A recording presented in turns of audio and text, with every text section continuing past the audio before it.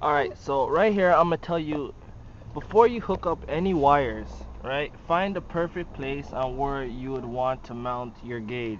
For me, I found it right here because it's pretty much out of the way of everything, and I'll just take a quick look to the left when I'm ready. Alright, so after you found out where you're gonna mount your gauge, you would first take the red wire. Oh, sorry, first you'd want to disconnect your car battery. Alright, I'm gonna take you over it.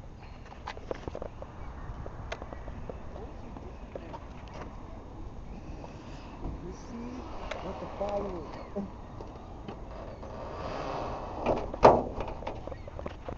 Alright, because I've already done this step, I will not have to worry about disconnecting my car battery. So you disconnect your car battery, negative and positive. And then I'm going to start you off by hooking up your gauge itself before the power. Alright, so back inside. Remember, okay, so the RPM gauge itself would be the green wire. So what you would have to do is run the green wire. On my Civic, or any Civic that I would know of, you would run the RPM gauge exactly from the distributor cap itself. So what I did is I had ran this wire all the way through the firewall, right? Because my wire was short, I found another 12 voltage wire and attached it and simply put tape over it. Alright, but make sure it is electric tape, and then run it straight through the firewall. And now after you ran it through the firewall, it would come out probably about here or wherever you find access to put it through. Run it around properly. Make sure it does not go over the engine or anything that would heat up, because then the wire would melt. Come through, and for me it was the blue wire on the distributor cap.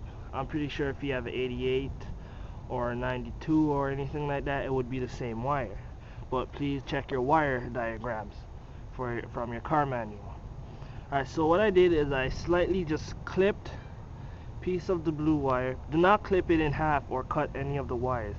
Carefully use a wire cutter to slightly make a hole and then attach the wire. And that was all you'd have to do for that. Alright?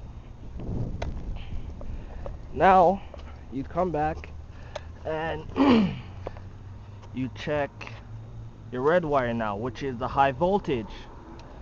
For me, I find that you could simply find a 12 volts exactly coming from your deck, or aka your stereo.